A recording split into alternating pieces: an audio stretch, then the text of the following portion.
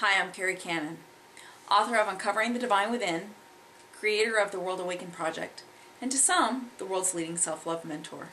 So, self-love as it relates to the body image.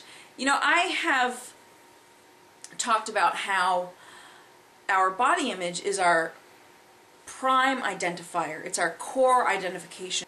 The reason I perceive that the body image, or the body, is the core identifier is because if we were not primarily identified with our body, there would be no fear of death.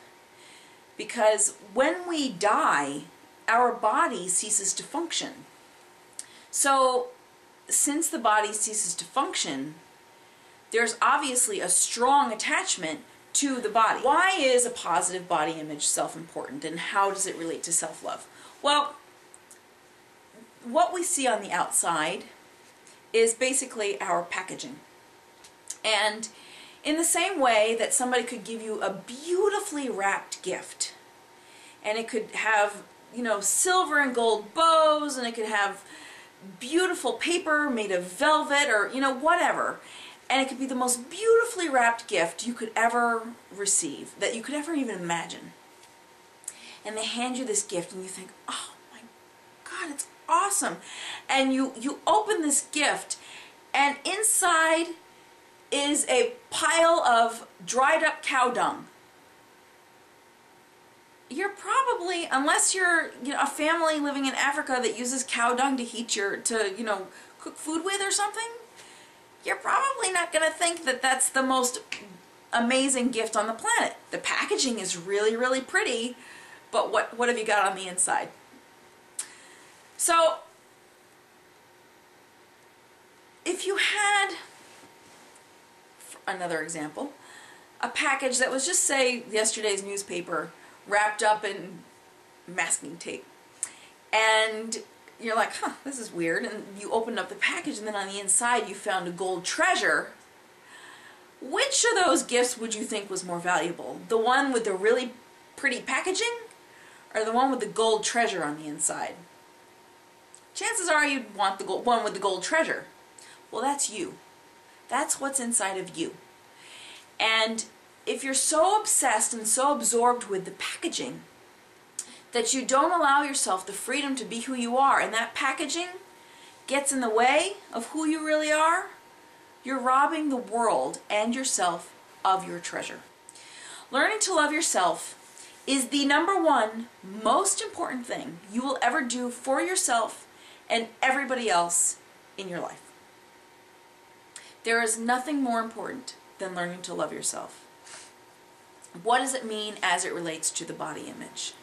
If you're comfortable in your own skin, regardless of whether you're a size 2 or whether you're a size 42, it makes absolutely no difference what other people think about you externally.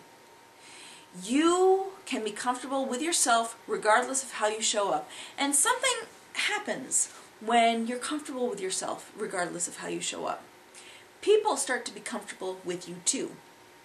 I'm sure you've seen it, many people have seen it, where you'll see a really robust woman who has just really large breasts and really large hips, and she's just sways, and she could be larger than most people that you know, or everybody that you know, but there's something about her that is really sexy. And that doesn't come from her packaging. That comes because she knows where her treasure lies, and she allows that to shine forth and radiate out from her. It happens all over the place. You'll see people who really kind of look plain, but there's a quality about them that is so attractive to everybody that plainness never comes into the equation. It's like they're magnificent, they're brilliant, they're authentic, they're real, and people want to hang out with them, and that's what you want. You want a life where people are magnetically attracted to you, and you know what? As you feel attractive, you attract experiences, people, circumstances into your life that you want. As you want to be with yourself, you attract experiences that you want. When you don't want to be with yourself, and you are in rejection of yourself, and you're in modes of self-doubt and unworthiness, and all of that muck that comes along with that, you will attract experiences that show you that you're unworthy, that you don't deserve, and all of that other stuff. So which would you rather have? Would you rather think, I'm all that and a bag of chips? Or would you rather think, oh, you know what? I'm the thing that was inside of that first package. No. Obviously, you want to perceive yourself and you want to radiate that you are that treasure, because as you feel attractive and as you radiate that you are that treasure starts to show up in your life in so many different ways. Another aspect is that as you feel less self-conscious and you feel more comfortable in your own skin, you actually become more fun to be around. People want to be around people who love themselves. People want to be around people who want to be with themselves. And it doesn't matter what you weigh, what you look like, what color your hair is, how big your nose is. If you enjoy yourself, if you feel like you're fun, if you enjoy your own company, other people enjoy your company too. If you're wanting and lonely and desperate, nobody wants to be with you. Oh my God, who wants to be with that desperate babe? So really, in learning to love yourself and in learning to embrace yourself is the key to having absolutely everything else you desire. But first we need to get past that packaging thing. Because really, you know what? Having double D's and a size 24 waist really is not realistic. Yes, people can have surgeries and people can, you know, do all sorts of stuff. But those people who look like that, do you think they're more concerned about what's on the inside or the packaging? And do you think that they're really great fun to be around, or do you think that they just look good?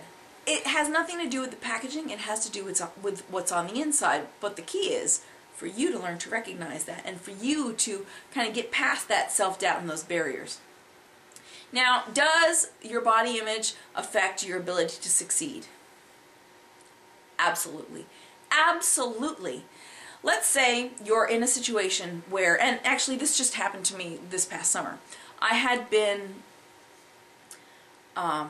studying baseball psychology, believe it or not, because I had been in a business group with a guy who was in a minor league, on a minor league team, and I wanted to be able to bring EFT, which is part of my practice, into sports. And I read these books on sports psychology and stuff like that. And the thing with the minor league team never panned out. And then I go to the local gas station, and I'm not going to tell you the guy's license plate, but on the license plate of this Volvo, which is the car, my next car that I want to buy, so that kind of caught my eye too, was a license plate that basically said that the guy was a part of a major league team, like on the license plate. And he was hot. I mean, he was totally attractive. And there I was with my kids. It was summertime, I had no makeup on, and I had some old tank top on, and we were going on a hike somewhere. And I had just gotten gas. And I saw him go in, and I was like, oh, that license plate says that he's a Major League Baseball player, or affiliated with a major league team. And so he came out and I said, excuse me, are you, associated with this Major League Baseball team? And he said, yes, I am. And I said, hi, my name's Kerri Kannan. I would love to show you some of my work, and I think that EFT and my work can really help your organization. And had I felt self-conscious about how I looked at that moment, I never never would have approached this totally hot guy that worked for this Major League Baseball team and was just like right there. I never would have done that because of all the elements that were involved there. And then come to find out later, his kids go to the same elementary school as my kids, so I see him all the time. So that was a really interesting coincidence. So because I had the self-confidence to be able to approach this person, that actually affects my ability to succeed because my self-doubt was not there. There was nothing limiting me saying, oh no, you can't approach this guy because you don't have any makeup on. There was nothing saying, oh, you can't approach this guy because, you know, whatever, you've got garbage in the back of your car that you're bringing to the dump and then you're going to go on a hike with your kids. There was nothing in the back of my mind that said that. It was all about, this is who I am, this is what I do, hi, nice to meet you, thinking, wow, you're really hot. And, you know, we went on, we connected, I gave him my business card, and we went on our merry way. If you don't feel good about yourself, and if you're not feeling self-confident, and if you're too concerned about the way you look, those opportunities will just pass you by. Another aspect of really embracing your body exactly as it is, regardless of what size you are, is that you become a better lover. Now, I've heard women tell me that, oh, my husband left me because he said that I got too fat. I want to ask you something, and you need to be completely honest with yourself here, because that's what I actually sort of ask of my clients, is to be honest with yourself, because if you're lying to yourself, you're just wasting your time and mine.